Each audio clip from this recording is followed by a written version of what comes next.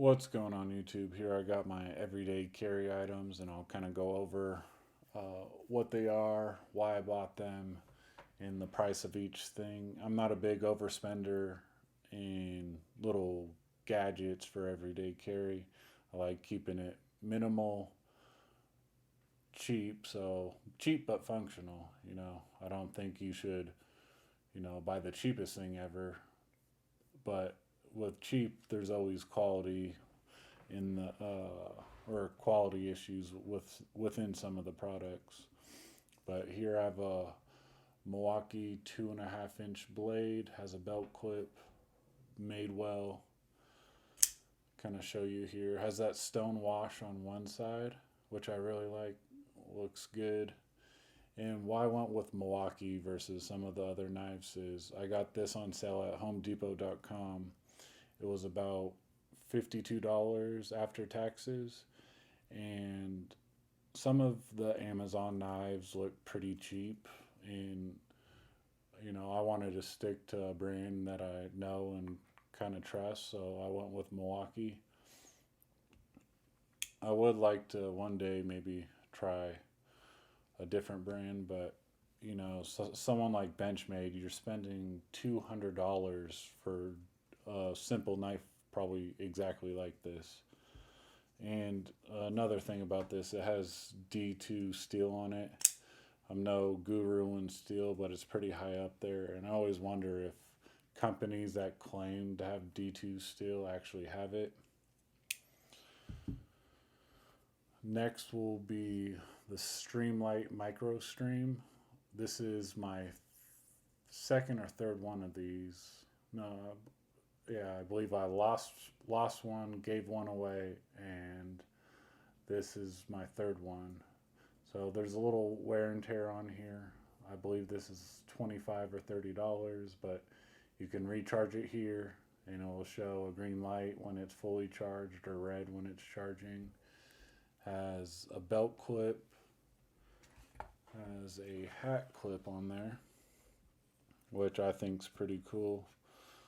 I'm not big into flashlights, but I know some come with that type of hat clip and some don't. Overall, great product. I really like it. You use it here and there. This thing could last a month of battery. It does extend out and open up, and it's bright enough to get a job done. Some people have those really big flashlights in their pocket, which I'm like, how long is that going to be comfortable for if you're moving around? And the battery life on this thing, I think it's 1.5 hours on high and 3.5 on low, which I didn't know, but that's really good. And next is a Ridge wallet, and I didn't know Ridge. This wallet's about 3 years old, and I didn't really know anything about Ridge wallet until a couple years ago. So about a year into having this wallet, I was like, okay, now I see what it's a minimum wallet. I've kept 5 to 7 cards here, and I like the minimal slide in your pocket. One thing is this thing does slide out of your pocket if you sit in your car sometimes. I lost my first screw the other day, so after 3 years, I feel like that's pretty good. I do have some wear and tear on the elastic bands, but I thought it would only last about a year. But just scratches, dings, and dents. I would like to try out their carbon fiber one, but I don't really want to spend $100 on a wallet again. So maybe try a cheaper Amazon wallet. But I would recommend this. I don't recommend for those people that like carrying 20 cards in one wallet. I've seen people do it with this wallet. It looks ridiculous, and I don't know how you pull anything out of there without pulling them all out. So I would say this is not for the person that want to hold 20 different cards in their wallet. Next, house key, car key, and I've had this. I think it was like $5 at Cabela's. It's a bottle opener. I use it as a flathead screwdriver sometimes, or a little pry bar.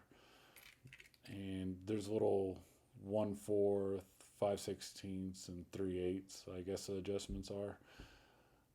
I don't think I would ever use those, but who knows? Or it wouldn't even come to my mind to use this. I'd probably go try to find that tool. But I like keeping my keys simple, clean. You know, I don't like having 4 other keys plus lock keys. I feel like that's a mess, and I like keeping it this way. Next is a little trauma pack. I got this pack from Goodwill for $2. This is a Max Expedition pouch. I don't know if it was meant to hold a cell phone here or a multi-tool, but I made it into a little medical kit. And this is for strictly trauma. You know, I didn't include any band-aids in here because I work construction, and if someone happens to cut their leg or cut their arm with one of the saws, I want to secure the bleeding or maintain the bleeding to a minimum. So up front, a tourniquet fit here perfectly. There are some places where you can put a pen, flashlight, something in that nature. I'll probably put a Sharpie and maybe try to find a place to put like some medical shears on here. But that's for another day. And I'll kind of show you what's in here. So first up's a SWAT T tourniquet, and I thought this was a good addition because one, it's a backup tourniquet. 2, you can use it as a splint, arm sling, and some other cool things about it. But overall, this is, oh, and self-apply tourniquet too.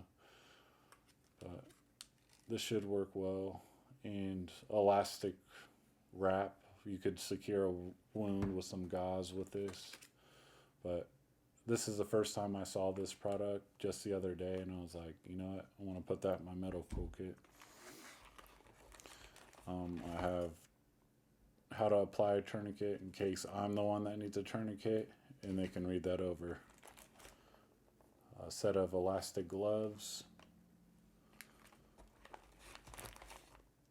a roll of duct tape, some quick clot. This is the 2-foot one. I would like this to be the 4-foot one, but I think this thing is pretty much tapped for room. And then I think this is a little, I think it's called a, here we go, a 5x9 combine pad.